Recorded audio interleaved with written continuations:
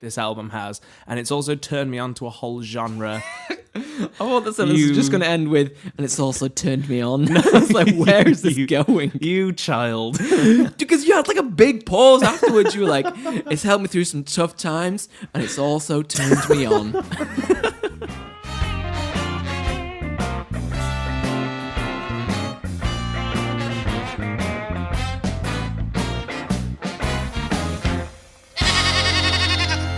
Hello and welcome back to another week of Two Sheep in a Bull. In a bull?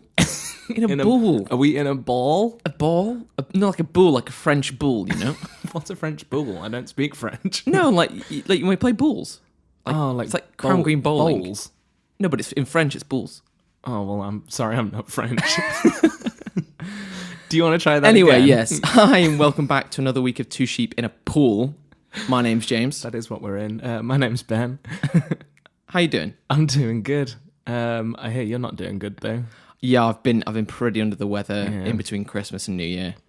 Let's just leave it at that. It's horrific. It's been a festive season of illness. I've just got over being ill as well, although it doesn't sound like as ill as you've been. No.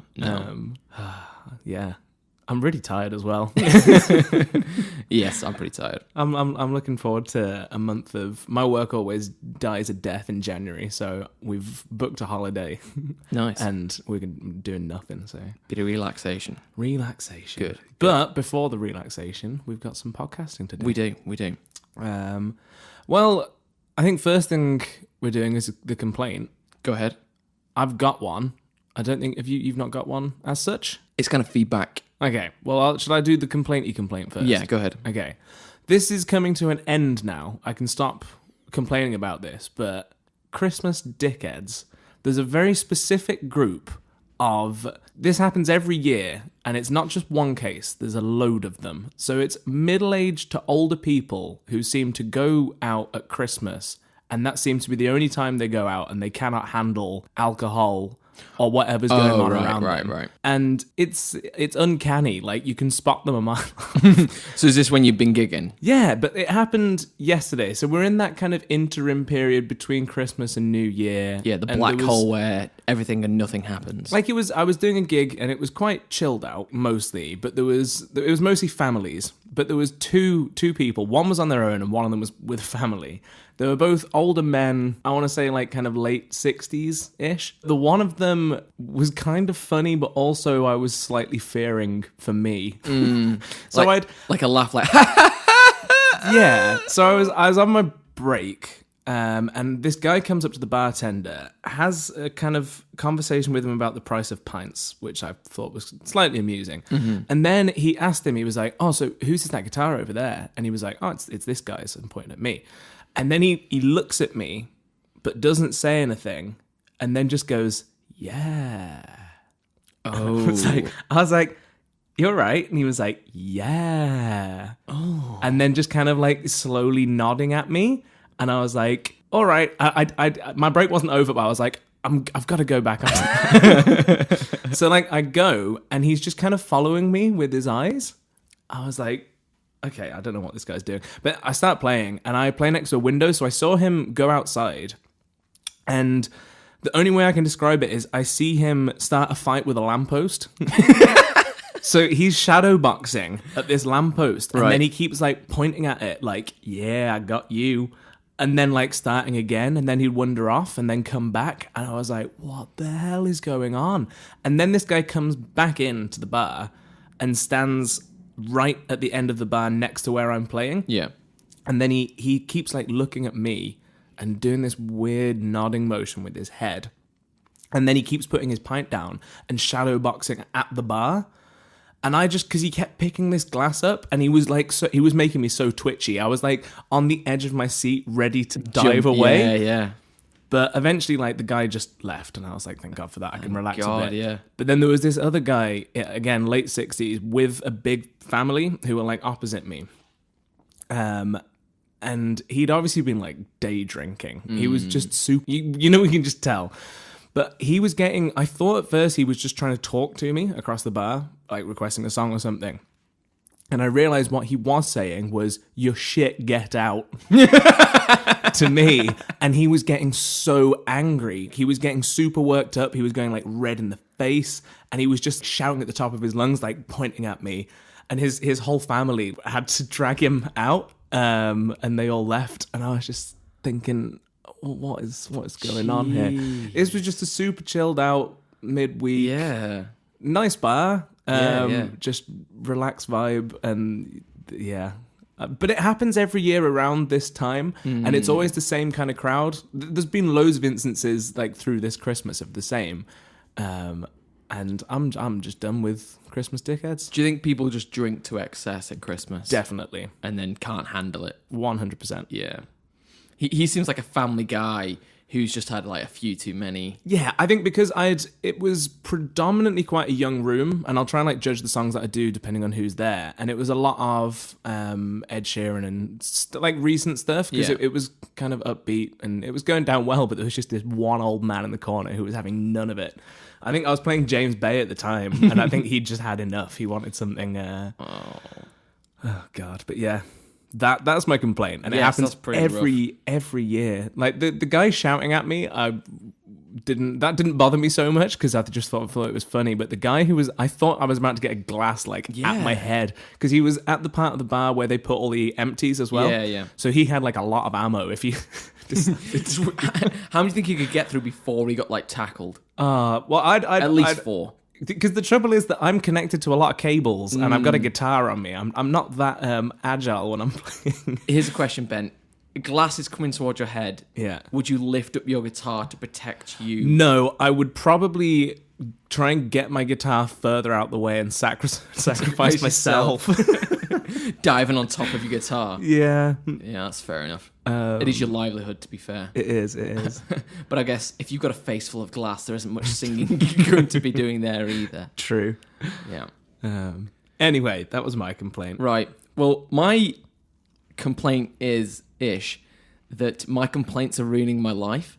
Or not ruining my life, but Christmas. Right, you're baffling me even more now, because you've prefaced this conversation. I can see on the table there is a small gift. There is. Which was... this confused me. It's been given to you. Yes. But you want me to open it just to see what's inside. Yeah, I just want you to have a laugh and a joke, see what it is. But this is a gift on a table... And you're also saying it's ruining your life, and you have a complaint about it. It was overblown. It's not ruined my life. Okay. But like... You've set the bar too high now. Yeah, I have. Basically, this was given to me by my mum on Christmas Day. I'm lovingly opening Christmas presents, and this is like the first one I open. So there you go. Open that, see what it is, and then describe to the world what is in that. Okay. There's a small box. Mm-hmm. Okay. I've opened it, and I have no idea what it is still. Okay. There's a bottle opener. Yes. There's a lot of... This is for keys, I'm assuming. It is. Okay. It rattles a lot. Screwdrivers? Yep. Nail clippers. Okay. How many? 1 nail clipper. 1 in there. Okay, keep going. This is bizarre. What is going on? Okay, there's a small leather pouch. Right. With another set of nail clippers, and another set of nail clippers... And another set of nail clippers. Okay. And I don't even know what this last bit is. Okay. It looks like a belt buckle. I think it's a small picture frame. A very small picture frame that could be a belt buckle to paint a picture of this.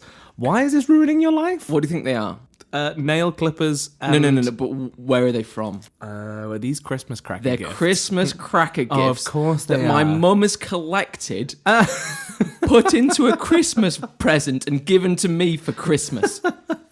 They're also colour coordinated. I know! I thought it was part of like a gift set. No. Basically, my mum went on... I see. Yeah, my mum went on a Christmas party, and there was all these Christmas crackers, and literally nobody wants them, so my mum's gone round and collected them at the end of the night in her inebriated state and thought, this will be great to give to James. After listening... For you to hate. Yes, for me to hate.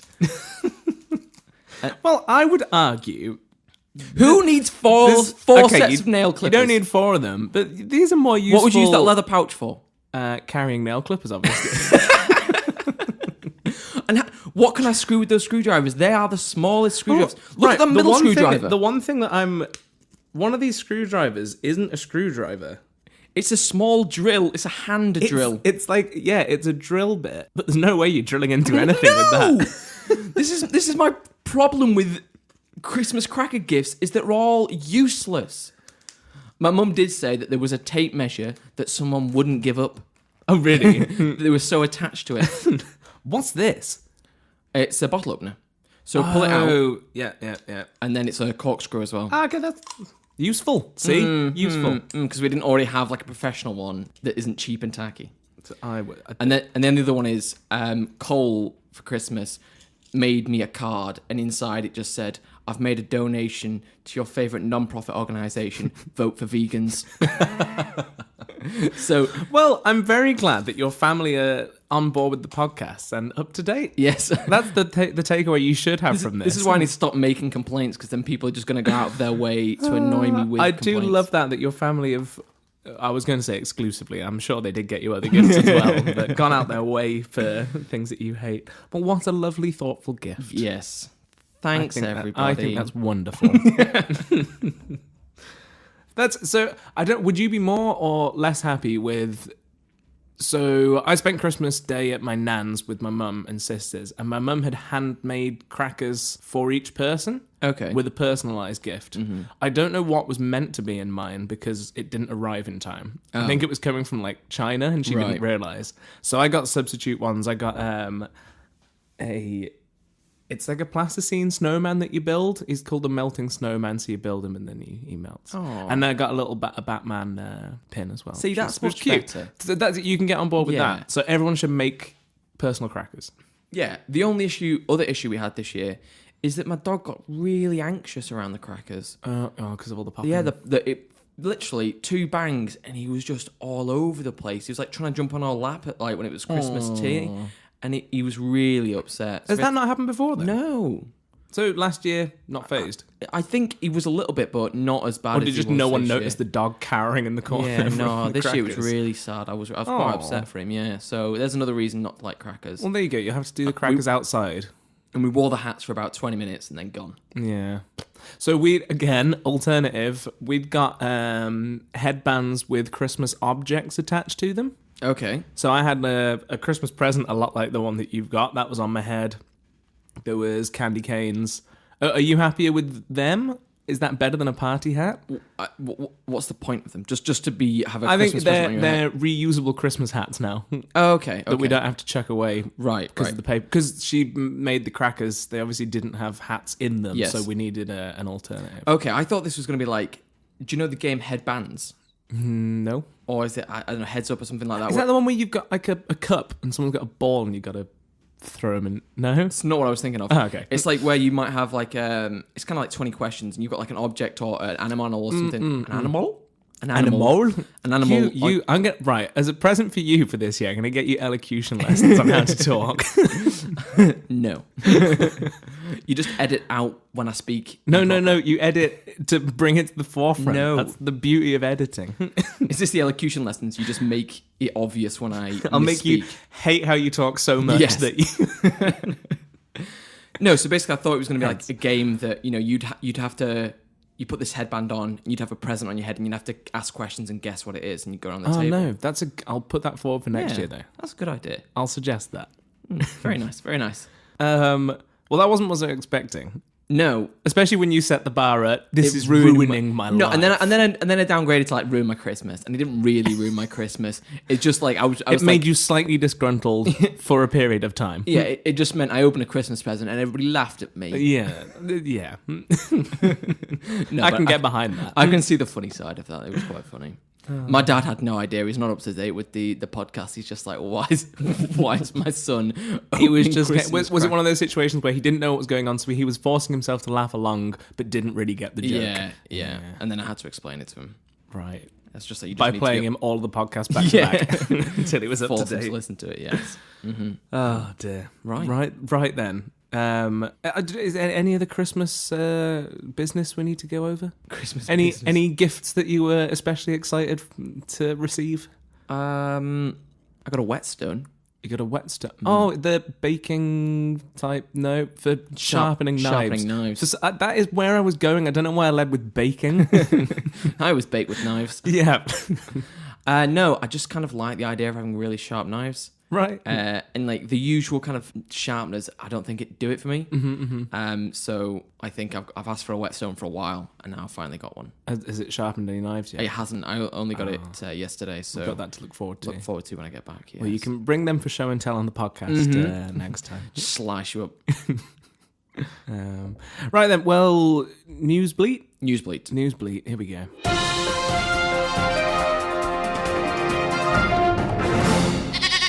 Right then, well, I've got no news. No, I've got a couple. So we have been speaking a lot of Home Alone. We were already gone over like 4 Home Alone stories last week. I know. Did you? I don't know if you've not seen this. No, I don't think so. So Macaulay Culkin. Yeah, you got it right. I know. Yeah, it's because it's written down here. Oh, okay. I have to read it. Do you know what he's legally changing his middle name to? No, Macaulay Culkin. No, he's not. He is. So he's going to be Macaulay Culkin. He is. Oh my God, that's amazing. When you say he's changing his middle name, is it all connected as one long word, or is he just having 2 middle names? I think it's like 2 middle names. How do you think he says that when he's like? Do you think it's like an echo, like Macaulay Culkin? Well, I want to know. There's not many situations where you actually use your middle name in conversation. True. When was the last time you? Yeah, no. I can't think of a situation where I've used mine. Although, if my name was Macaulay Culkin, then I would use it all the time. Well, you could introduce yourself like James Bond style, like the name's Bond, James Bond. Right. So yes. it'd be the name's Culkin, Macaulay Culkin. You sound like you've got to stammer, don't you? Yeah. Yeah, I think that works. Yeah. What would you see Macaulay Culkin as the next James Bond? Absolutely not. I would 100% go and watch the film, but no. I think it would be great, like a Home Alone style James Bond. Where he's like trapped in MI6 over Christmas. I was going to say, is that not the storyline of which one was it? Not the last one, the one before, where he lures them to his childhood home and he sets up traps around for them coming. That literally happens in the film with Daniel Craig. Have you watched this film? I was like, Home Alone? No. I'm like, what? Yeah. Which one's that? Quantum of Solace? The name. No, not Quantum of Solace. Hang on. Right. Casino Royale. Yes. Quantum of Solace. Not that one then. What's Skyfall. the one after called? Skyfall, that one. All right, yes. Skyfall. Because Skyfall is Skyfall Manor, isn't it? Is that what it is? Am I remembering this completely wrong? Yeah, that one. Yeah, it's a good film, I think. Yeah, good. I've not watched it in ages. Yeah, well, that happens. Yes. Macaulay Culkin makes an appearance. And then the other news I had was like a couple, actually. Follow up on the drones at Gatwick. Yeah, this has been a massive... It's going on like for like a full week now. Yeah. Did you see that there's like someone on the news, like a policeman said, it's possible there were never even drones at Gatwick. And then like a day later they came out and was like, no, we misspoke. There was definitely drones there. We didn't mess up at all. And they arrested 2 people. That was the worst thing, because they completely they announced who they were, or the media found out at least. Right. Their names and faces were put everywhere. And then they were let go, and they were like, "Oh, actually, no, it was nothing to do with you." They were just like drone enthusiasts, weren't they? From like the local area. But they've just had their name dragged through the gutter across the country. This is why, innocent till proven guilty. Yeah, I suppose, as far as I'm aware, that wasn't the police announcing them. That was probably the media. Media's not good. No. Yeah, and it's still going on now. Is it actually? Yeah, well, literally on the radio this morning, they were still talking about it. Oh, God. Well, I saw as soon as we'd finished recording our episode, I sent you a message saying, have you seen this? Because the whole thing started up again. And I didn't realise it's still going into this week. Did I get that message? No, you didn't. Remember, because you got a new phone. Right, yes. And your iMessage was not iMessage any longer. Yeah. So I just thought you were ghosting me. Yeah. So that's all up in the air still. I wouldn't be surprised to see more like copycats of that come around at some point. True. Or maybe it didn't even happen. It never even happened. That adds conspiracy. That fuels the fire on the conspiracy. Why is it going on for theory? so long, Ben? In the news. They must be hiding something. Well, maybe if we go, the theory was it lizard people? No, the Tories, because they were passing the bill, they were making cuts so it was to get attention off them. But then people were onto them, so they were like, we've got to make the biggest story of this as possible. So it's just going to go on all year. I think that's definitive. Believable. Definitely. And then the final thing was Kevin Spacey's weirdest YouTube video. So he has, right, get me up to scratch on the situation with Kevin Spacey is he has been accused of pedophilia, or is it what's happened with him? So like sexual assault of lots of different people have come forward. Yeah. And I think the one he's now been because he's not been charged. It's not gone to trial yet. No, he's been convicted. Oh, he's been convicted. But I don't know if this came out poorly timed or came out as a response for this. Right. But I think he's now actually been convicted for it. Well, I was going to say, there seems to be enough evidence that this seems like it really has happened. Yeah. So I think we can talk about it like it has. Mm-hmm. And if that is the case, this video is sickening. It is. He basically, for anyone who hasn't watched House of Cards, Kevin Spacey plays the president on that show. Yeah. Who is kind of a very self-obsessed, confident, does anything to get his own way. Of a guy. Yeah. He's since got fired from the show when these allegations came to light. And then he released a video in character. Yeah, and one of the things that he's called Frank, this character from House of Cards, he will turn and speak personally to the camera and as you in breaking the fourth wall that only you can hear and the characters can't. Yeah. And this is kind of the whole video is that. Yeah. And the title is Let Me Be Frank. Yeah. And he just speaks in like weird, poetic, would you ever believe that I would do such a thing? Yeah. And not get away with it. But the thing that I find very weird. strange is in the show, he's a very corrupt guy and he'll talk like that in the show because he has done these things. Yeah. And that makes it even more unsettling because it is his idea that he's not confessing, but he's saying, oh, I did do this and I'm going to get away with it type thing. Yeah. It almost seemed like he was talking to his victims. Do you get what I mean with that? If I can't imagine what the victims watching that video would go through. It would be appalling. Horrific. Did you see how he drank coffee in that? No. Watch it again and tell me if you believe that he drank coffee in that video. That's deeply unsettling it is, after watching it? it again. So weird. I mean, even one, it didn't look like he was drinking coffee in that. No, that's really... Two, if you haven't watched that, go and watch that. And even assuming, say he didn't do anything, but if you're under fire from the allegations, what you wouldn't make that as a response. Is this the lashing out of a man who's backed into a corner and has got nothing to lose? Yeah. Do you know, you just hit something out into left field and hope that it sticks.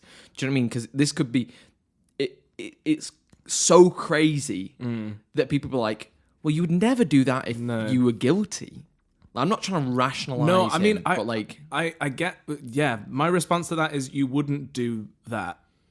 But my response is you shouldn't do that. I'm thinking he is guilty, but why? I don't understand why you. Oh, watch the video. I'm finding it hard to articulate how creepy that is. I'm assuming it's not Netflix approved as well. No, it looked like it's just on his YouTube channel, his personal account. I think that's just very strange, very weird.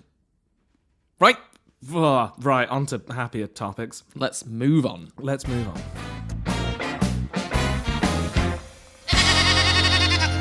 Right then. Oh, no. Fake news or not? Oh, fake news. How could we almost miss it? Whew. Fake news or not? So, anybody listening for the first time, this is where I bring two stories, two headlines to Ben, and Ben has got to work out whether they are fake news or whether they are real. Mm-hmm. Okay. Hit me. Hit you. Okay. Are there any more Home Alone themed? There are not. How disappointing. Oh, I'm sorry. I'm so sorry. Let me just sort myself out. Give me a minute. Okay. You can have two if you want. Ooh. The magic of editing will make it seem mere seconds. Should have sorted this out already. Sorry. Don't apologise to me. Apologise to future Ben. I'm ready now. Cool. Mm-hmm. Whenever you're ready. So, a trio of thieves stole a baby shark. Okay. I'm glad they didn't steal a baby. Yes, from an aquarium by placing it in a baby stroller and just walking out with it. I hope that's not true. Yep. So that's one. Okay. And the second one is a man of 47 was arrested on Boxing Day for threatening to burn down a neighbour's house after they refused to stop playing I Wish It Could Be Christmas Every Day. Now that I can believe, because the amount of times people have requested that song from me this past month. Right, back to the first one. Yes. I cannot fathom the logistics of this. Okay. Because aquariums generally don't have like little tanks that are open top that you can look into. So you'd have to... Have you never been to an aquarium? I have. Have you, like the petting area? Yeah, but I don't imagine they have a baby shark in there. Baby shark's quite small. I've seen it with starfish and... Stingrays Yeah. that are part of the shark family. Okay. Okay. What else? What else are the logistics then?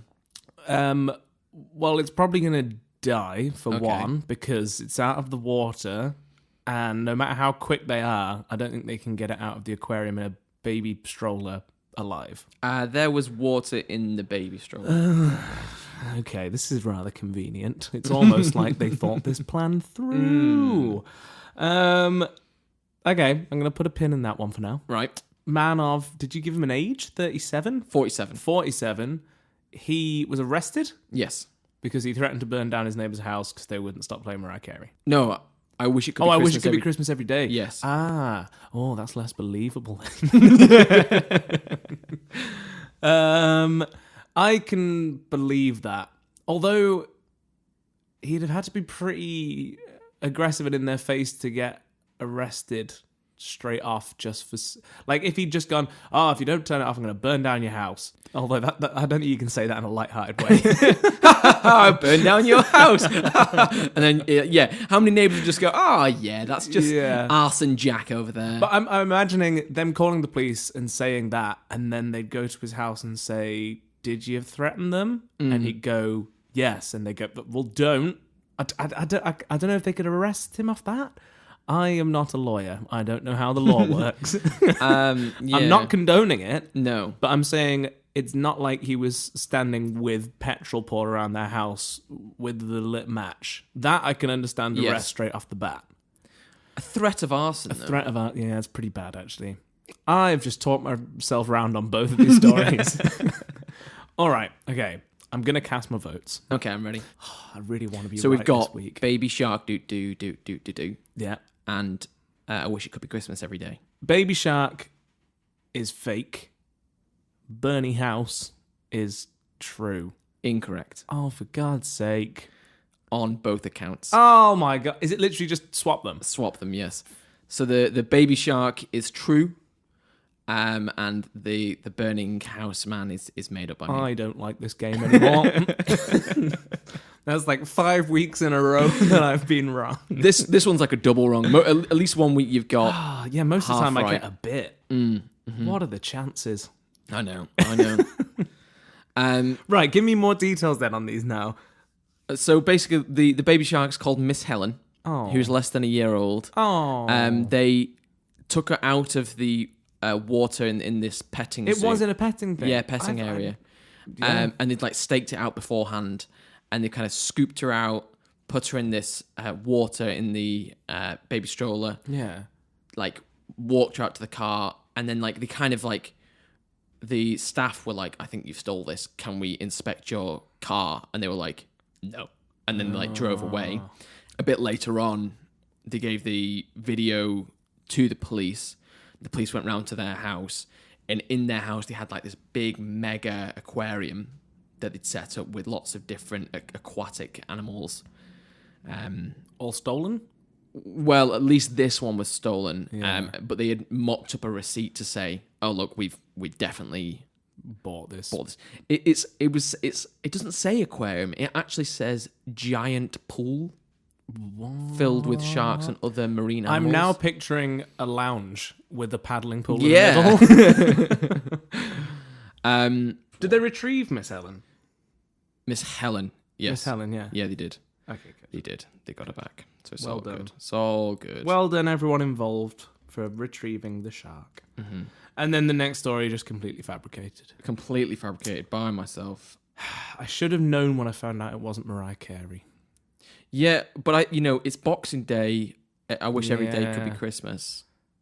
Can you get along on board with that? I mean, evidently I did get on You board did, with that. yes. Well, another week, another loss for me. Yes. You always lose and I'm always wrong. Yeah. We're both losers here. Right, shall we move on now? Now we actually have got through all the newsy bits.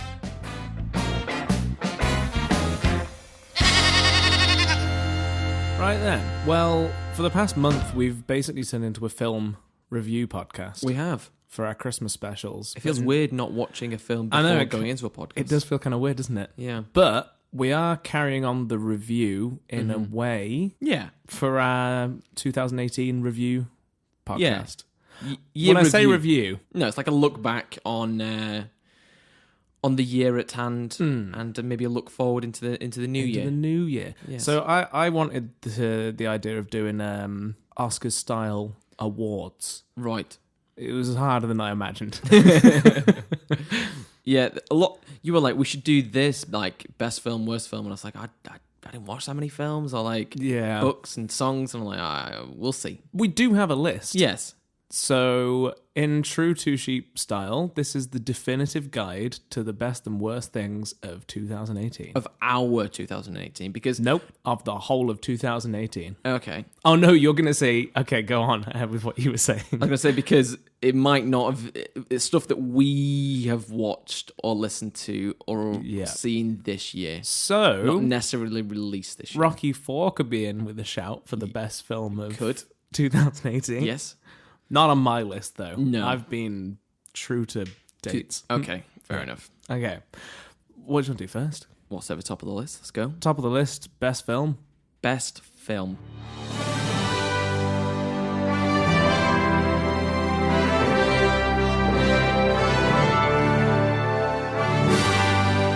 I don't even remember what I've watched this year. I can't help but notice you're kind of looking off into the middle distance. I feel like you've not made a list here. What have you made? Like, have you ranked every single film you've ever watched? I've got the top 100 for every No, I've got my category and some honourable mentions. Gosh, I feel like I need to put more effort. No, in here. I like this setup. You're always putting way more effort. I'm just like, loosey goosey. Let's just mess around. That's good. That's a good dynamic to have. Okay. Well,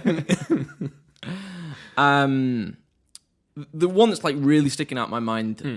I don't know if it's recency bias, but I really enjoyed Enter the Spider-Verse. Was really good. well, I'm glad that you've said that because I have had enough of you saying recency bias on me. No, go on though. That was We spoke about it briefly the other week, but I thought the art style was amazing. Yeah. Music was really good. The plot was all right. It wasn't amazing, but it wasn't crap. no. I just thought it was really good. Yeah, I think it was an incredible film. It's actually not my best film. Okay. Because there are others that have topped it. It's in my honourable mentions though. It's definitely one of my, I think, top 3 Yeah. easily. I just probably should have made a list of what I've actually watched and then be like, oh, no, Do you actually want to take a break or shall we go? I don't even know what came out this year I've watched. Yeah. Well, okay, I'll go. Should I go into mine while Yeah, you do have yours a little, and then I'll go, thing? oh, no, maybe I'll change my Okay. mind. Well, Spider-Man's in mine, like I said. Again, for all the reasons you said, animation style's great. Just good stuff all over. Another honourable mention that didn't quite make top, but did you see Mission Impossible Fallout? I haven't. That was the biggest pleasant surprise for me. Okay. I wasn't expecting great things. I thought it'd be decent. Mm-hmm. But after coming out from watching that, it was some of the best action scenes I've seen in the last few years for sure. And the best thing about it all is it was little to no CG. They were all practical stunts that the people had like actually done. Nice. And I'd recommend if you go and watch that film, keep in mind that everything that's happening is people actually doing it. Real. Because the stakes of the stunt people / Tom Cruise, because he does all of his own stunts. He's a madman. Ridiculous. They literally jump from, I don't even know how high it was, but the free fall jump that you see in that, it's worth just watching the film for that. Just for that. Okay, I'll add that to my list. But topping my list, and it couldn't be any other film really. This was a monumental event for me. Was Infinity War? Yeah, I was gonna say that was just the culmination of. Have you watched it? I have. Yeah, you have watched it. Just the fact that was that was that pure disbelief. Like, how can that not be the top one? How can that not? No, but just 10 years of films building to this moment, and for it to live up to the hype is, yeah. As a comic fan, I can understand if you're not massively into it. It being it was like a good action film. Yeah, for me though, that was just it was just beautiful. I wasn't so invested in it. Yeah, I loved that they managed. It felt like the structure of the film felt less like a film and more like a comic book crossover that you get in comics. Yeah. Like it felt like an event comic. Yeah. And the way they actually pulled it off on screen. Good stuff. 10 out of 10. Best film of the year. Stamp of approval. We don't do out of 10s, Ben. Oh, sorry. 5 out of 5 bars. Should you watch it? Yes, it's good. Yeah, it's a good film. Another honourable mention that I really enjoyed was Isle of Dogs. From Wes Anderson. I need to watch this. Yeah, that was a very, very good film. A very Wes Anderson-y. Anderson-y? Is he? Wes Anderson-y. Yes. Yes. He has a style that is... Yeah, and it was very his style. Yeah. It was very good. Yeah, Black Panther, very good. Yeah, that was close. Didn't quite take my top few. I couldn't believe that came out this year. It feels so long ago. Yeah, there's I'd watched Isle of Dogs year. like ages ago. Yeah. So that's why I've forget that it's this year. Yeah. I think Black Panther came out right at the beginning, didn't it? Yeah, it was like February, something like that. Yeah, that was a great film. Also, I think probably one of the best villains in recent memory. Yes. Michael Jordan in that did a great performance. Killmonger. The only thing, I love that film, and it's definitely in my top few. I didn't like the final fight sequence. Yeah. Not the whole third act, but just towards the end, it got very... CG. Green screeny. Yeah. Just one suit hitting another suit type thing. But overall, that film is incredible. Yeah, because it's basically like, we're both super powerful and there's nothing that can hurt us apart from we go down here and then there's a button you can press and now we're both super weak. Both hit our kryptonite. Yeah. But more of the good stuff far outweighed the bad stuff in that. Yeah. The best thing about that was the character-driven side of everything. Yeah. Like, you fully believe the motivation of the villain in that film to the point where you were kind of rooting for him until he did something really evil, and then you kind of reminded, oh yeah, he's the bad guy. Yeah, I think he was almost a more relatable character than the prince was. Yeah, because one of them is a royal god that you have nothing in common with, and the other is this guy who's just been oppressed all of his life and lives in the real world. Yeah. Like, you get his motivations far more than the king of a fictional country. Yeah. Good film, though. And the other one that I wanted to mention was Annihilation. Have you seen this on Netflix? Natalie Portman. No, I've heard good things though. Actually, yeah, it's a bit of a thriller. Yeah, kind of weird, mess with your brain kind of stuff. Okay, kind of. I really enjoyed that. Cool. When I watched it on Netflix, I think I would watch it again. I don't know. I was ready for it. That's not what I was expecting when I watched it. Yeah. But it was really quite good. I think that's the best way to be going into films. If it's not what you expected, you get a lot more out of it. Yeah. I almost wish that trailers didn't get released and you could just go in fresh. But me being me, I obsessively watch every different trailer going in and then have not as much surprise. But I hate trailers that give away basically the whole storyline. Yeah, there's one, I think, is it the third How to Train Your Dragon animated film? Right. With the dragons? Yeah. I saw the trailer for the third one of them. It's not out yet, is it? It's not out yet, no. And I think it looks good, but it gave away what seemed like the entire film. So much, yeah. I really enjoyed those films. Yeah, I like them. Yeah. I think they're really well done. Pretty good. Yeah. Yeah, I realized most years I try to go to the cinema a lot and watch films that I wouldn't necessarily go and see. Yeah. This year I realized I've not done that. No. A lot.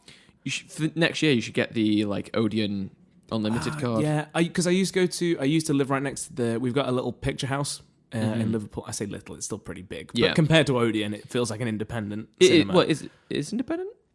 It is, but there's still kind of a chain through the country. Right.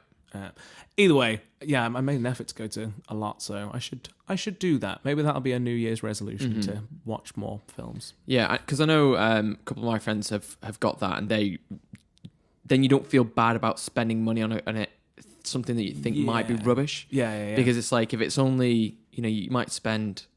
Actually, I think cinema prices are coming down. Mm-hmm. But, if you're spending up to over £10 to go and watch a film that you're not going to enjoy, then what's the point? Yeah. Whereas if it's like, quote unquote, free, because you already got the unlimited card, then you don't feel so bad. The value's pretty decent. I feel like we're now advertising Odeon's subscription. But I think if you see, is it 1 or 2 films a month, you've paid for it. Yeah, basically, if you see 2 films a month, you've paid for it.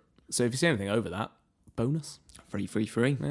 Yeah, I realised that when I was going through my top 10 and realised that all of my top few were superhero related. But it has been a really good year for superhero films, genuinely. But also a bad year for superhero films.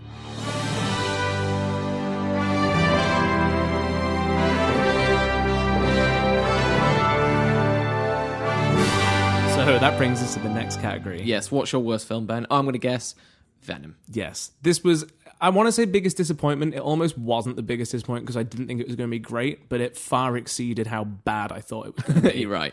And the thing that's pissed me off even more, which I mentioned last week, is the same studio that bought out a film in my top 3 has bought out the worst film of the year. How do they do that? I do not know, and I'm not going to go into a big rant about this.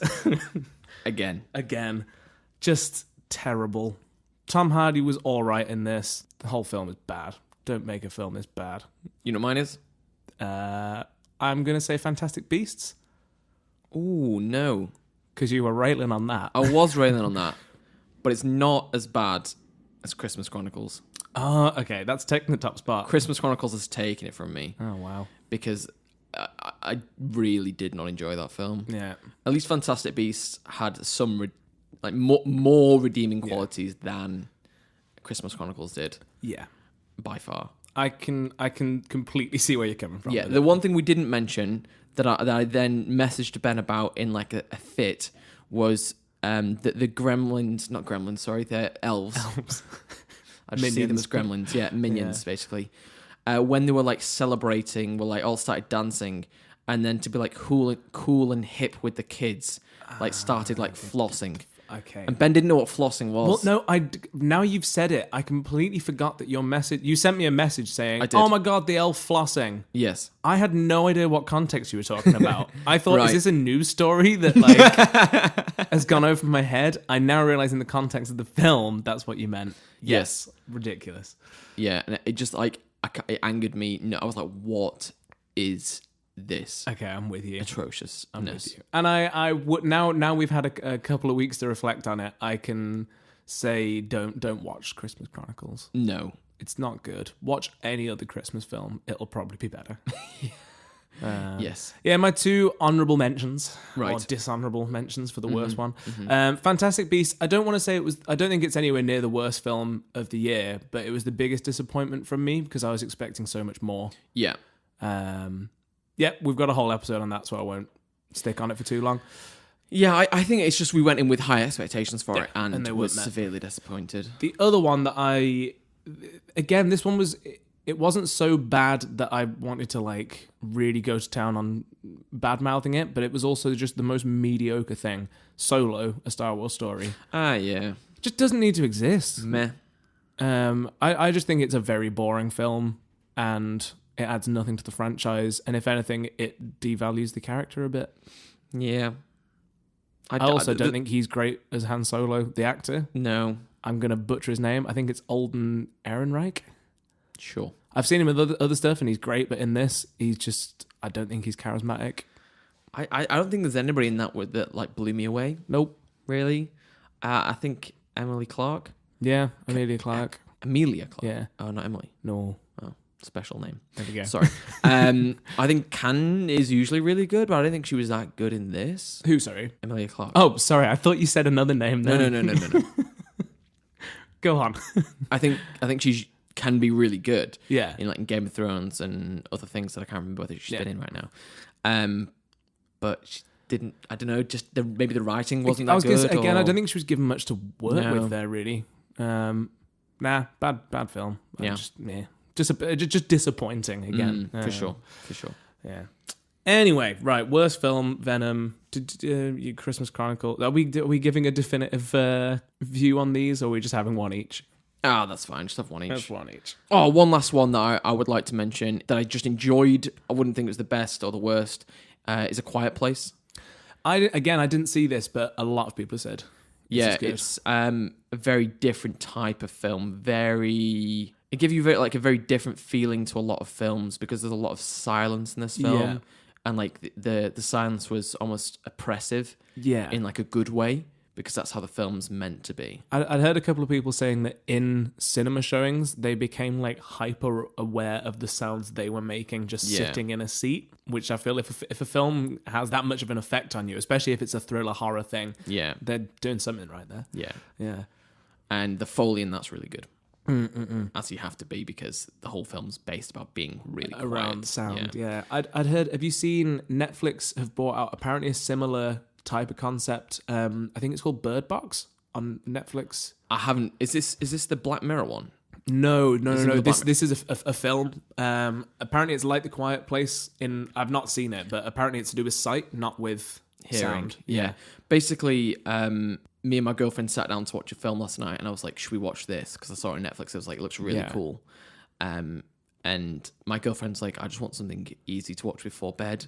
And every single time it's always something easy. Yeah. So we ended up watching The Greatest Showman instead. Oh, okay. I thought you were going to say, so you put on the new Black Mirror. No. I was going to be, that is not easy. No. Especially because isn't this one interactive as well? Yes. Yeah. I feel like we should do an episode on this. And we should watch it and do an episode. That could be. I thought we said we were going to do a break from reviewing things. Well, we will. We'll do it later on. Yeah, we'll do it later on. Okay.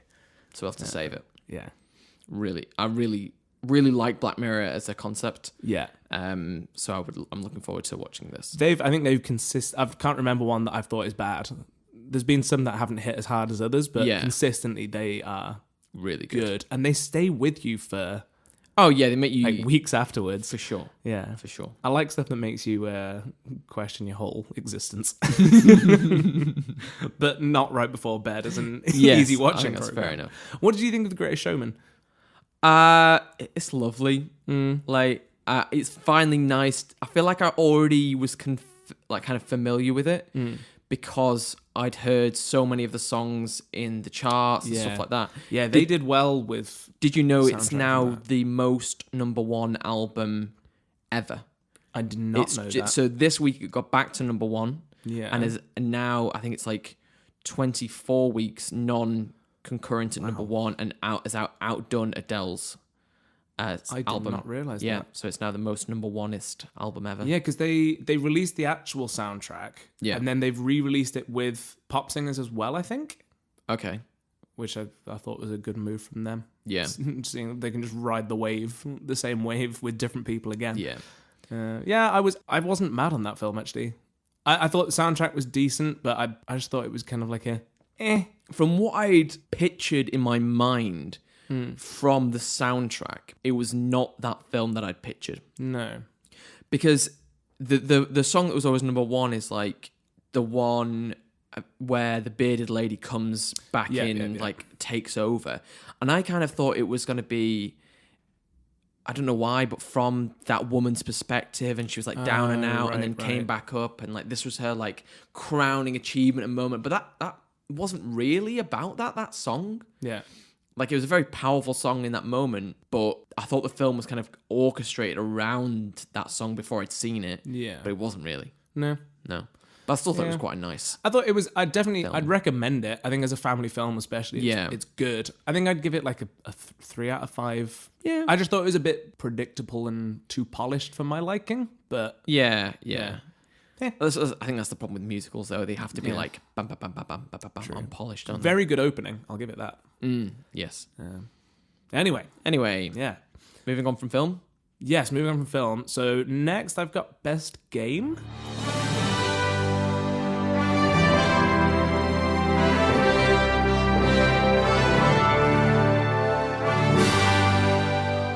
Best game. Yes. Yeah. I've got an idea of this. You've got one. I've got one in my mind. Yes. Go on. You Yes. open.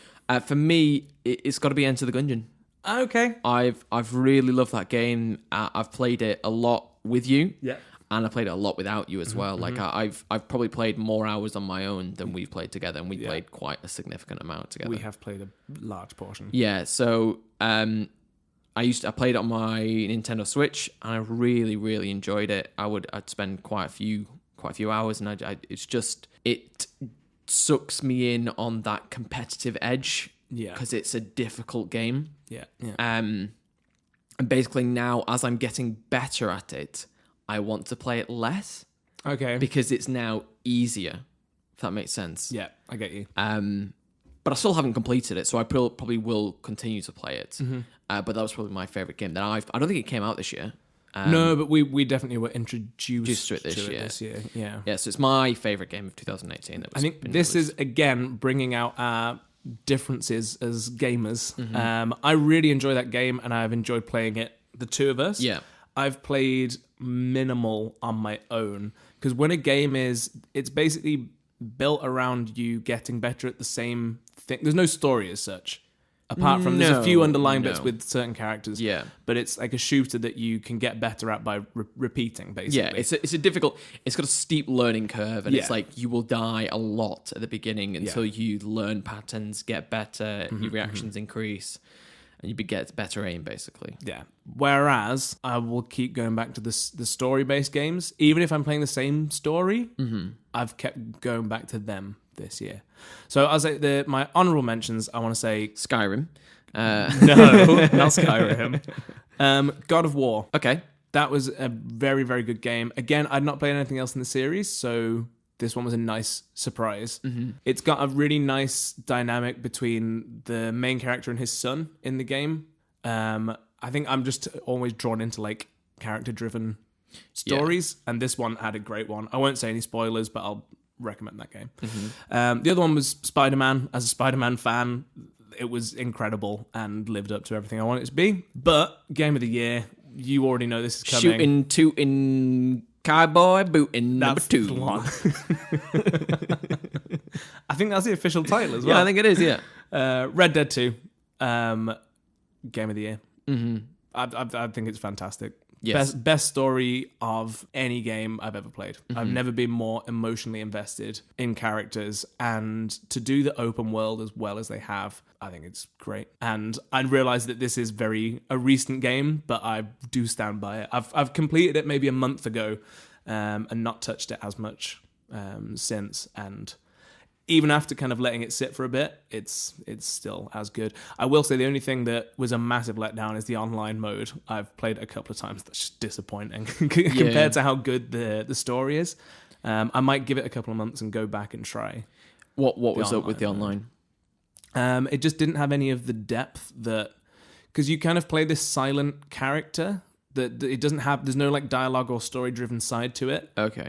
There was a lot of glitchiness. Like I'd call my horse and the wrong horse would come. It felt kind of grindy in a lot of the missions that were going on. Right. I think it felt like it was steering you towards spending real money to get money in game.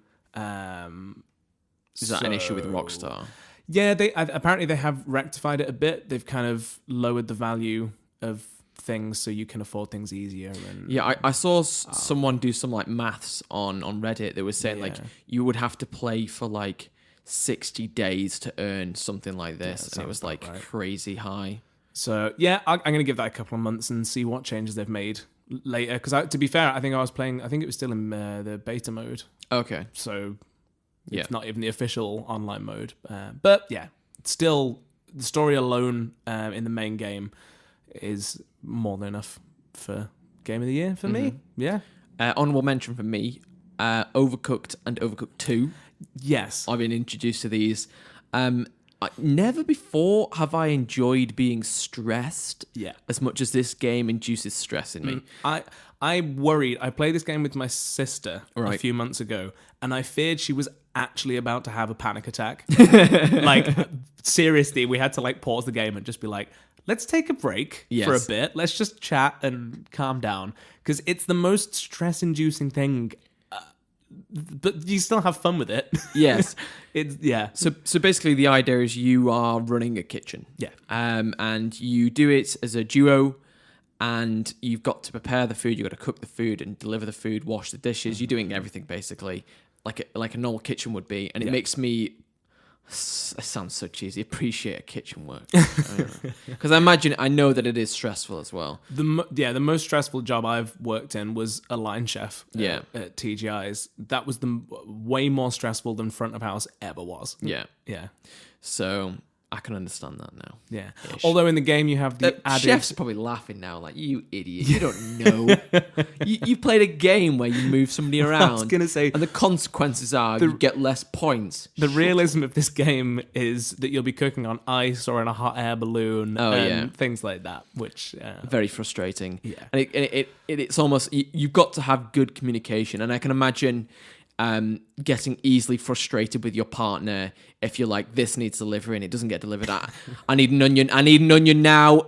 Come on, Ben, why haven't you given me an onion? Like, why have you thrown it over the edge? Why are you on the edge?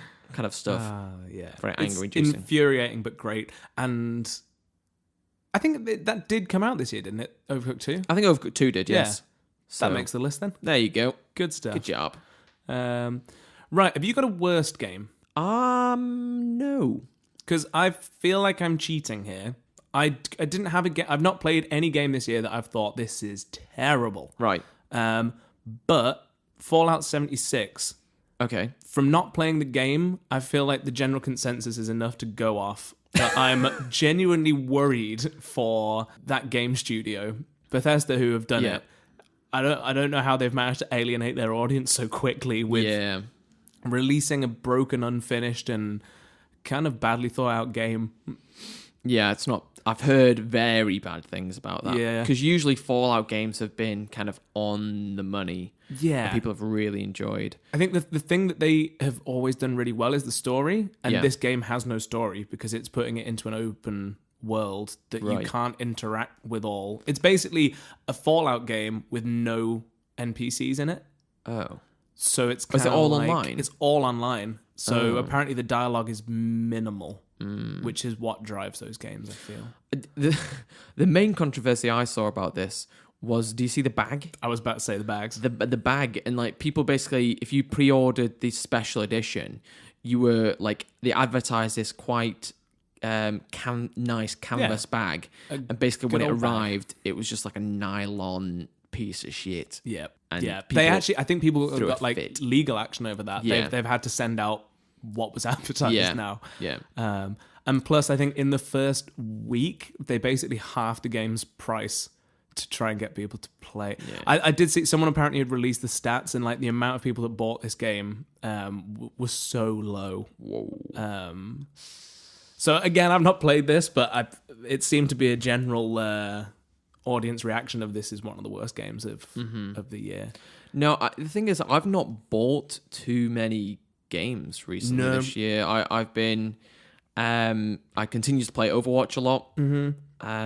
So that takes my time.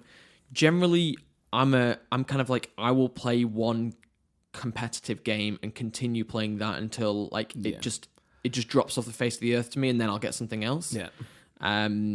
Whereas you seem more like, I'll play a lot of story-driven games. Yeah. But none of them have been really bad this year? No. I think I've only bought games that I've either expected to be really good or done my research and know that it's good. Like God of War I bought afterwards. Detroit Become Human. I think every game I've played this year has been story-driven, but it's been a really good year for story-driven games. Yeah. Gives me faith that single-player games aren't dying. Yeah. I think that's good. Yeah. Because we did go through a bit of a stage where it was kind of like COD and FIFA and COD and FIFA, COD and FIFA. Yeah.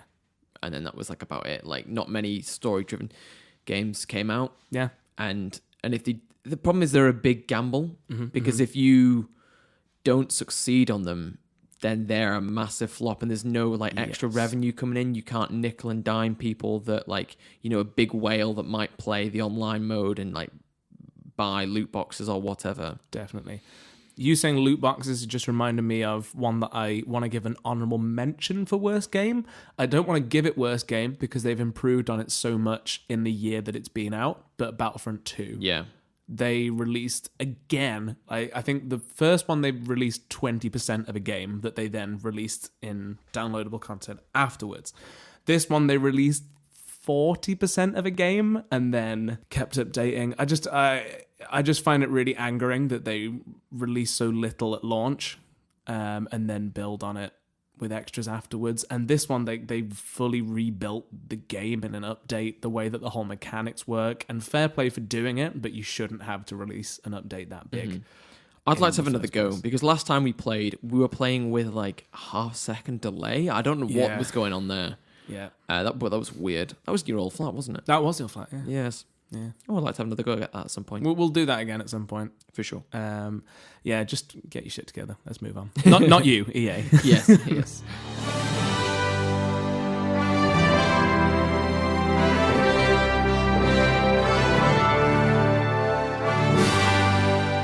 Right, so do you have a best album? I put this forward. No. I don't think I've listened to a full album of any sort. Ever? No, not ever, but this year. Okay. Some people I've really enjoyed that has come out this year. George Ezra, I think, has been really good. But I don't know who else has come out this year. That's your album of the year. Sure. That's a good album. But I couldn't name anything else than Paradise and Shotgun. Okay. That's all right. Yeah, so I'm not a music person. Sorry. Okay. Well, let's go quickly through this one. I don't think this is necessarily the best album of the year. Yeah. But I'm very appreciative of this one because it has, this sounds really cliche, it's helped me through a lot of hard. This has become my running buddy. Right. This album has. And it's also turned me on to a whole genre. Oh, this is just going to end with, and it's also turned me on. I was like, where is this going? You child. Because you had like a big pause afterwards. You were like, it's helped me through some tough times, and it's also turned me on. I was like, wow, no wonder you enjoy playing music. Is this why you always sit down when you're playing, and you got a guitar over your lap? Oh, God. Right. Let me think of how to rephrase this. This has introduced me. That's fair enough. To a whole new genre that I've never really listened to before and has made me appreciate hip hop and a lot of other artists. So this is technically a soundtrack. Kendrick Lamar did the Black Panther soundtrack predominantly. There's a lot of featuring artists, but the songs on there made me listen to Kendrick Lamar's back catalog, and then that's put me onto a load of others like Brockhampton, and it's just great. Mm-hmm. There's some really, really good songs on that. And that whole album has kind of accompanied every race I've done this year and every time I go into the gym, just because it's one of those like albums that gets you pumped up. But that, yeah. Wait. You telling me you don't listen to your 13 songs from your iPod days of, Avril Lavigne and then the one Rocky song? Yep. Oh, that too. I should try that actually. Next time I go for a run, I'll just loop those two and see if nostalgia brings. You're like, I'm sick of this. I'm turning home. But yeah, I think that was it's probably been my most listened. Like Kendrick Lamar, my kind of Spotify releases your statistics. Yeah. I got all my normal kind of stuff that I listen to, like a lot of John Mayer and Ben Howard and all that. And then I listened to this one so much that Kendrick Lamar had got to I think he was second in my top artists of the year. So good job, Kendrick. You've done good. So me and my girlfriend share a Spotify account. Mm-hmm. And so our number one played song this year was, I think, Shape of You by Ed Sheeran. Yeah. Number 2 was Benjamin Pavley. Way! Yes. You're bringing in the big bucks for I me know, on revenue. There's at least 20p. Yeah. Well, thank you for that. Yeah, no worries. Yeah, good work done. Yeah. Is this where you tell me that you only listen to like four? She listens to 4 songs a year. Yes. Listen to you twice. And Ed Sheeran 3 times. That's 5. That doesn't make any sense. No. It does. You just listen to the same 4 songs. Yeah. Maths. No. We just appreciate your music, Ben. Oh, thank you. It is pretty damn fantastic. Yeah, go and listen to it on Spotify. Benjamin Pavley or Ben Pavley? Ben Pavley. Ben Pavley, yeah. Ben Pavley. Pavley. Pavley. Yes. Anyway, what am I doing? Do you have a worst album? I do. Or is it like most disappointing? I'll preface this with I don't think it is the worst album of the year. I was expecting a lot more. Right. Justin Timberlake, Man of the Woods. Okay. I like Say Something. off that album. Say something, say something. That one. Yep. Um, See, I know it. I know music. and I thought the rest of the album was just super disappointing. Yeah, is that not the one that got released as a single? That's why I know it. Yeah, he had. What's the first one? It's the one with the dancing robot as the video. He had one as his first single, and that was the second. Okay. Yeah. Basically, in all the promotion, he was advertising this as, I thought we were going to get a country / pop / hip hop beats kind of combo, and it was none of them. Okay. It was just, I just thought it was kind of badly written pop. Yeah. I was expecting like a proper crossover fusion. And Speaking of hip hop, what did you think of Eminem's Kamikaze? I don't think I finished listening. Okay. I'm not saying that's bad. I didn't like it massively. No. No. I know that it got some like backlash. Oh, I have no concept of what like the general consensus was. I know that I'm just not the biggest fan, and I just didn't like that, so I don't think I finished it. I think basically, like there was some. Basically, it's like a big old diss track, isn't it? Yeah. Like he just disses everybody. From what I've heard, is like it was all right, but like not like old Eminem was better kind of stuff. Yeah. The thought of in the kind of genre that I do is more folky, so diss tracks aren't a thing. But I think they should be. The thought of I'm sure there's examples. I'm sure there's examples. Well, he had a feud between Taylor Swift and him released diss tracks basically at each other. Yeah, were they dating? They were, but hers was nothing against Taylor Swift. I appreciate her music, but hers was called Dear John and was a very on your nose, not great song. And then he released an incredible song as a response. Not that I'm biased or anything. Paper Doll. Okay. That was okay. Maybe there are examples. I take it all Yeah. back. But the thought of doing a diss track, like you've got to be so sure that that's an incredible song for it to not just land flat. Do you know what I mean? The thought of that like stresses me out. I couldn't do that. Like, would you say "Thank You Next" by Ariana Grande is kind of like a diss track almost?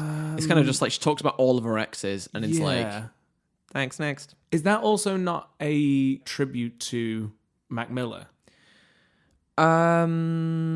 A little bit, but she does talk about all of her recent exes in it. Does she? Yeah, and it's just like I'm not that well versed in Ariana Grande. I've got to say. Like I'm gonna sound like some sort of Ariana Grande expert here. I'm not. I don't like music, but when it comes to Ariana, Grande, no, because basically she nearly got married to Pete. Pete proposed, and then Pete something. He was on. You sound like you're on first name basis now. Oh no, because I don't know his last name. That's the only problem. I wasn't meaning to. I'm giving up on this. That. No, because I'm going to sound like some sort of celebrity crush now. Is this the section where we talk outdated celebrity couples again? Yes. No, but she'd already basically one of her exes ended up committing suicide. Yes. Not necessarily because they broke up, but it wasn't short. It was shortly after, wasn't it? Yeah. And that was obviously a big deal. Yeah. And she just then released a song a little while later. Yeah. Move on. Please. Right, we're moving on. Okay. I wanted to mention this isn't an album, but I mentioned this last week. Ocean to Ocean is the biggest monstrosity I've ever heard in my life, and I wish it didn't exist. Is it an album as well? No, this is just a song. Oh, you just bringing this up again? I hate that so much. Yes, I had to bring it up again. It's that bad. In a year review of the worst things, that cannot slip under the radar. Okay, fair enough. Yeah. I think it's all right. No, you don't. Just to annoy you, Ben. My mum, when we got home, she was like, "Who's Pitbull? And why have I heard of it?" And I was like, "Are you joking with me?" You said that they loved Yes. them. And then I played them the two songs they play all the time. Like, oh yeah, this is great. I was like, you don't even know who it is. I'm like, I always tell him it's Pitbull, and he's like, Mr. Worldwide. And I'm like, this is Pitbull. Yeah, right. How can they not know Pitbull when every song he does, he goes, Pitbull? Yeah, I don't know. I don't know. Okay. I'll let it go. Right, let's move on. Let's move on. Right. Is that the awards ceremony? Oh, no, we've got books. Books.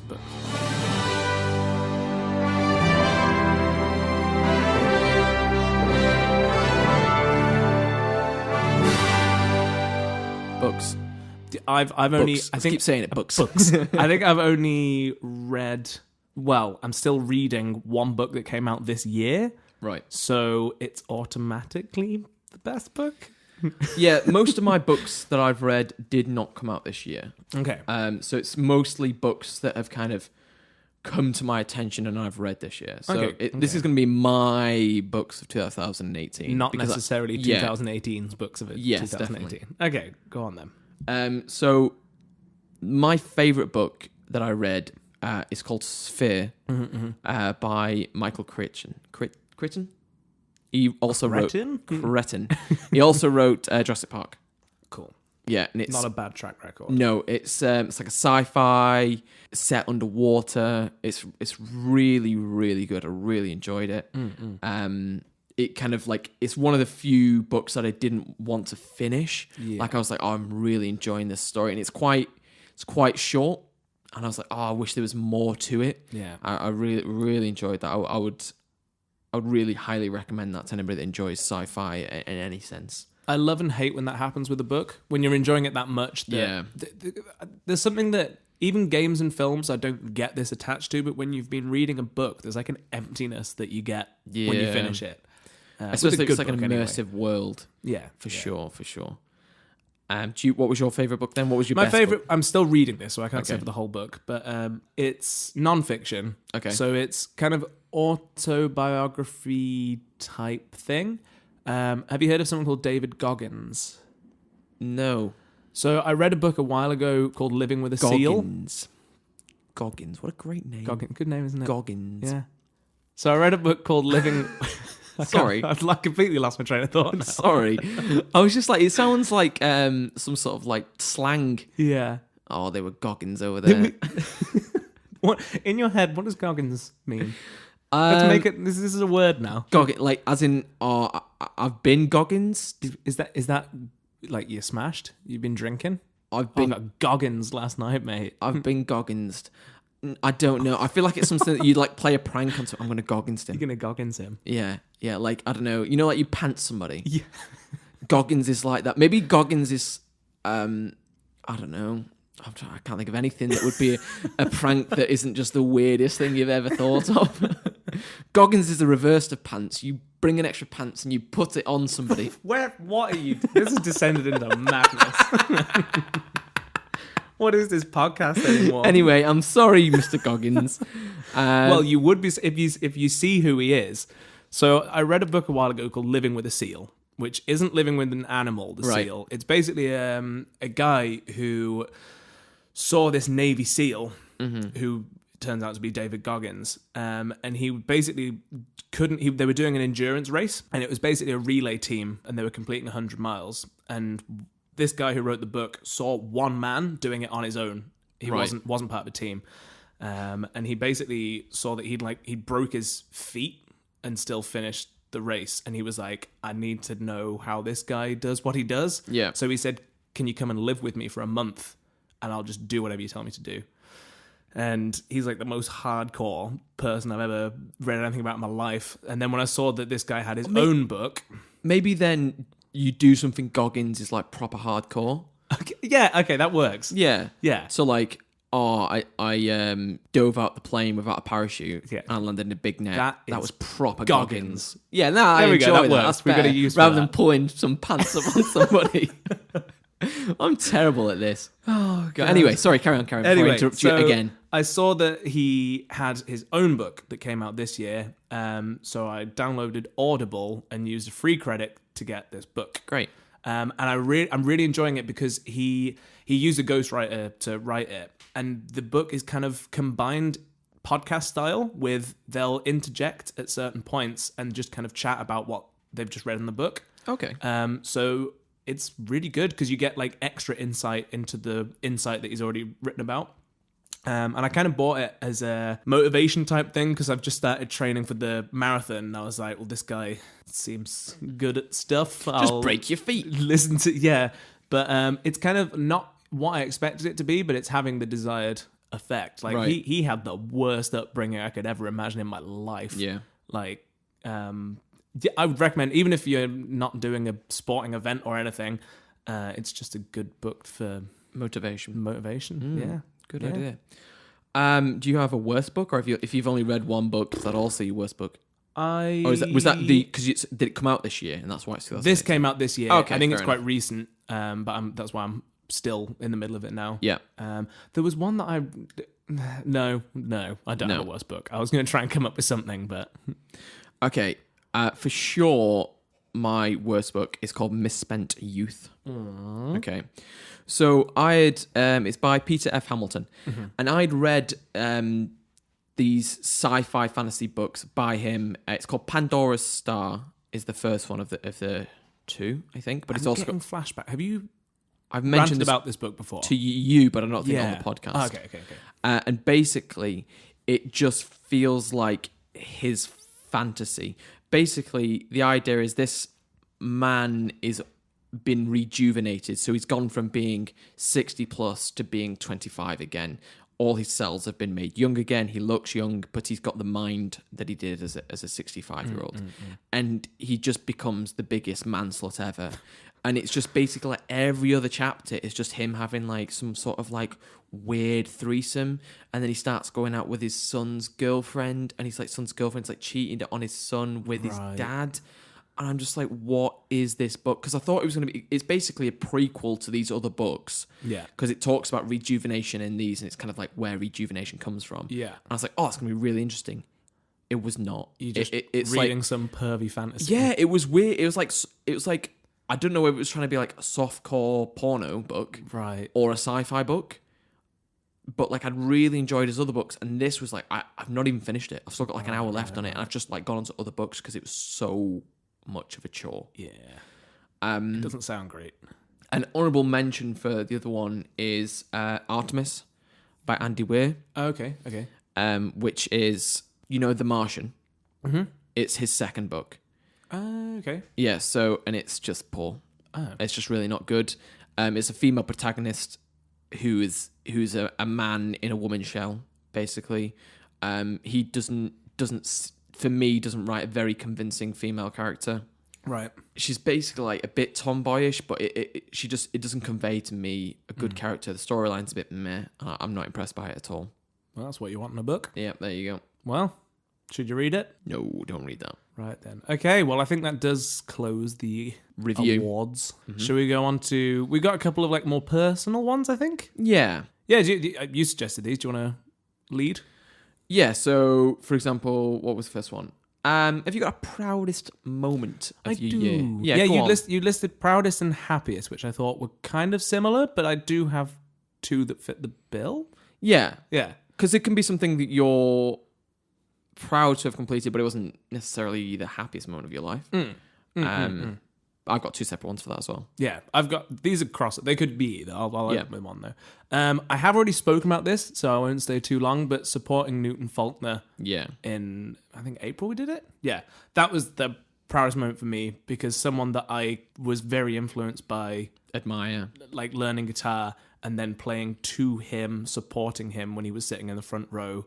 That was... I couldn't paint much more of a better moment for me personally anyway. Yeah, that's amazing.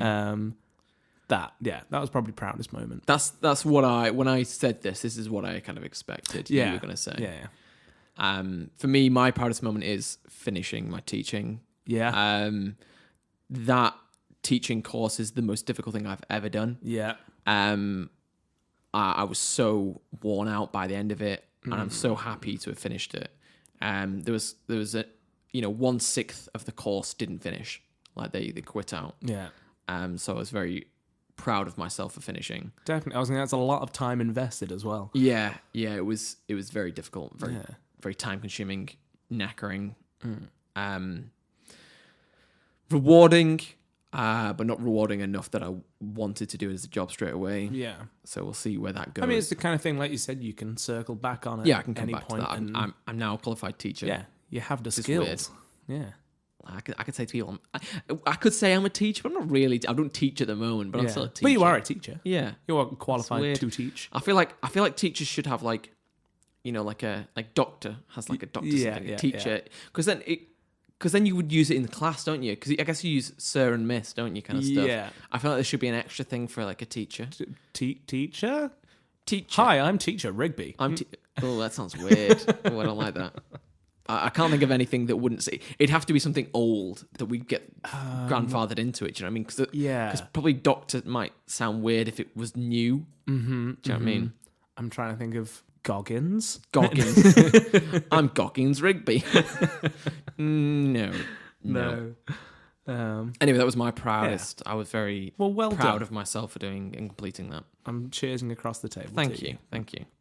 What have we got? Happiest moment. What's your happiest moment? Happiest for me was probably moving in with my girlfriend in our new flat. That's a pretty big moment. Finally getting to live together. Yeah. Full time. I was really happy about that. It's something that we'd been kind of moving towards, and then after being together in Liverpool, and then me moving away and doing my teaching, and then coming back, it was a really happy moment for me. Yeah. I really enjoyed being. I suppose back. that's made even happier as well, because like you said, you had to move away from the place you were living to come back to. Yeah, that probably adds to it. That's nice. Yeah, it was lovely. Happy for you. It was. Thank you. Yeah. What about yours? I think the happiest moment for me was finishing the half marathon. Like the closing, the closing like mile of that was, I wasn't expecting to get emotional, but I was trying not to cry after I got across the line, just because that was kind of a build-up of the whole year. I'd gone from not being able to run a mile to finishing a half marathon in under the time that I wanted to, which I didn't even think was realistic for me. But then after doing it, that was just like the culmination of all of the not eating and drinking for so long and just running and spending a lot of boring hours. Yeah, all that hard in the work. rain.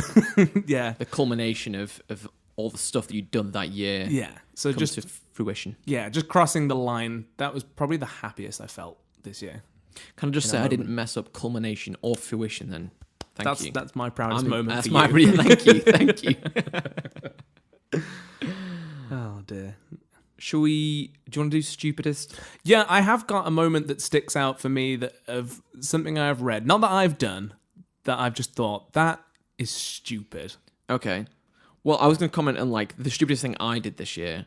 Go on. Was I very nearly got trapped in like a foot full of snow by basically just driving over the top of like going down the back roads instead of going down the normal roads, and very nearly getting trapped, which could have been hours upon hours of being trapped in snow, and very luckily escaped. Because you knew it was in the middle of a snowstorm that we It was had, Beast from wasn't the it? East, yeah. Yeah.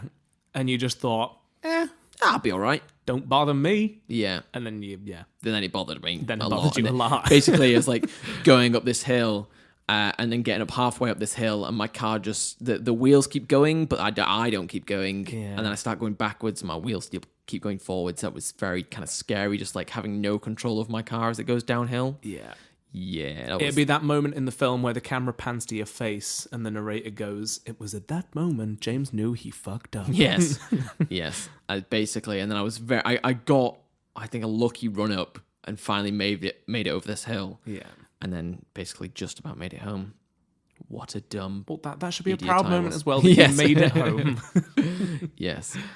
What What was this one you've read then? Stupidest moment is the Tide Pod challenge. Oh, yeah. Was that this year? That was this year. I thought it was longer ago, but apparently this year. For anyone who didn't hear about this, it was, I think, mostly an American thing. I didn't really see it over here. Well, we don't have Tide Pods, but it's like an aerial. Yeah, like the washing tablets that you get. Yes. The challenge was to eat them. Yeah, I think nobody ever ate them. You put them in the mouth, they burst, they taste horrific. And you realise this is toxic. Let's not swallow this. Just how stupid do you have to be to put them in your mouth? Does that talk about the society we live in? You know, I don't even know. Do anything to get your 15 minutes of fame.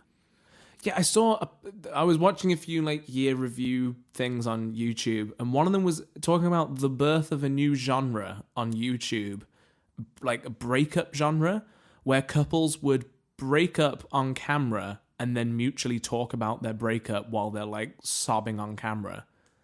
I'm just like, I don't know. I don't understand why this exists. Should we have a breakup podcast when me and you break up?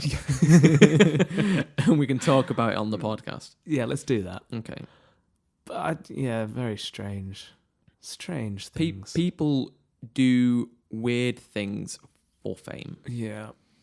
Which is sad, isn't it, really? It is. I understand sacrifices to do something and fame being something that's caught up in it, but when you're doing things like eating, washing up tablets on camera just for views on YouTube, I'm guessing, there's something that feels very flawed about the whole dynamic there. Yeah. Stupid. Dumb kids do dumb things. Yeah. I'm trying to think of any other stupid things. Ongoing Brexit, does that count? Are we getting too political there? No comment. No Okay. comment. Okay, let's move on. Right, shall we start looking To the forward? future. Yes. Shall we? So I have taken the idea from a podcast I listen to, and they do like a year of and like do a theme. And so for me, I'm going to do like a year of productivity.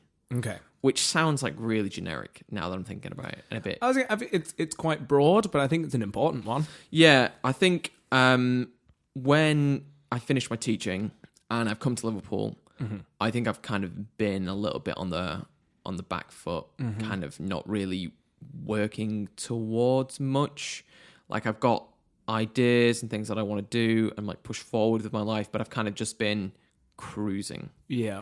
And not knuckling down. And I think that productivity will, if I improve that will improve a lot of areas of my life. Yeah. Yeah.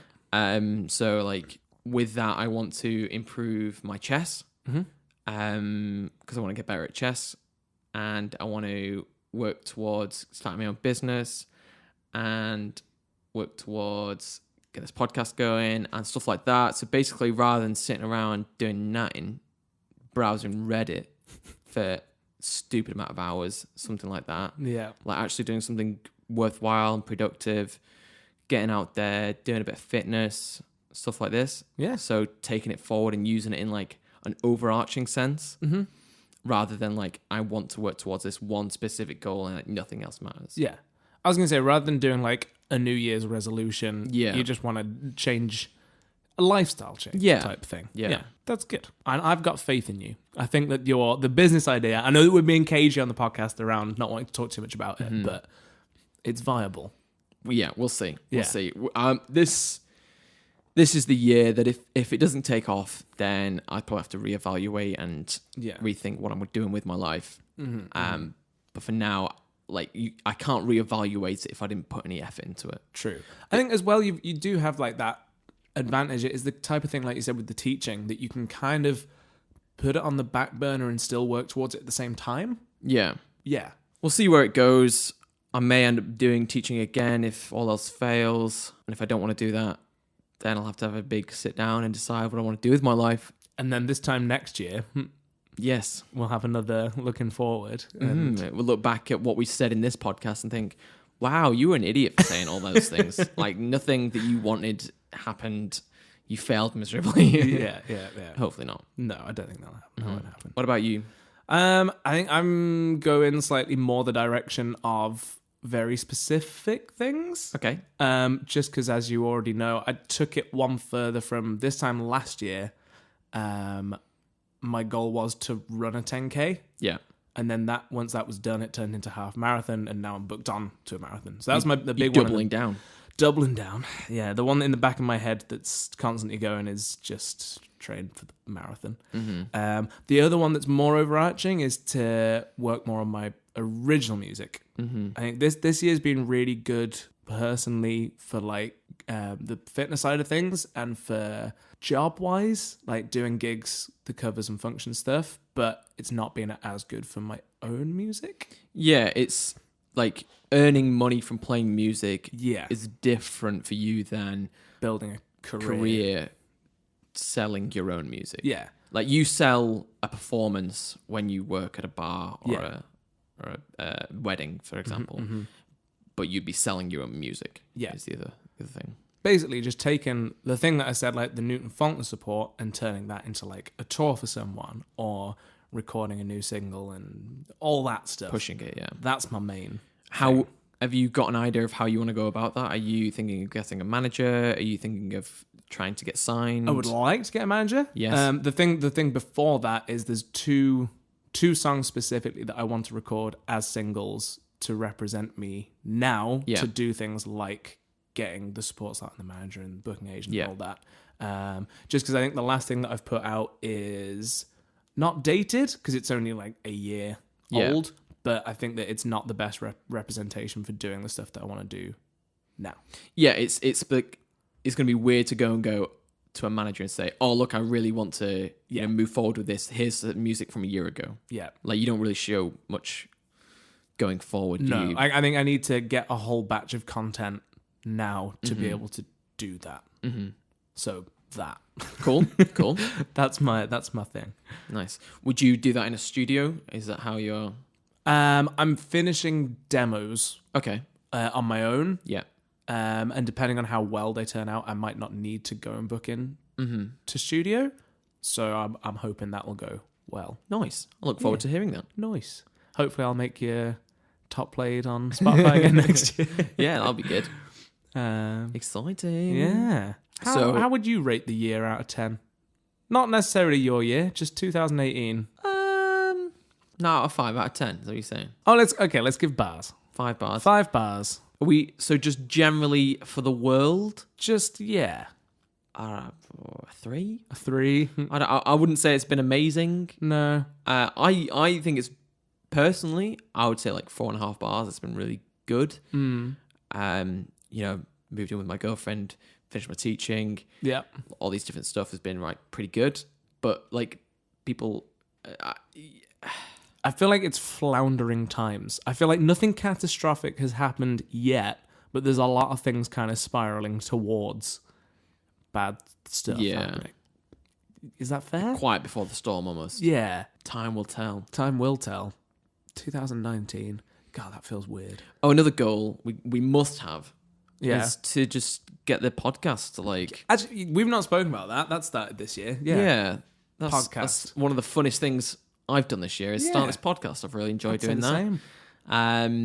Thankful to all the people that listen to this. Yeah, you're the best. Yeah, and hopefully in the new year we can spread the joy of the two sheep. We can expand the flock. Keep that going, and see where it goes from there. It'd be nice to continue this and for it to get larger. Mm-hmm. No pressure. But that would be... Tell all your friends. But I'd like to get a bigger audience and see where we can go from there. Yeah. Million listeners. That's million not too listeners. Far out of, can we get 1 million likes and subscribes? Well, I think that feels like a good ending point. Yeah. To go into all of the normal stuff. Mm-hmm. So, if you've liked what you've heard, you can find us on all the normal places on social media at Two Sheep in a Pool. You can email in at bar@twosheepinapool, BAA, like a sheep. Until next year. I was going to say until next week, but yes, this is the last one of the year, 2018. Yeah. Well, my name's Ben. And I've been James. We'll see you next week. Thanks. Bye. Bye.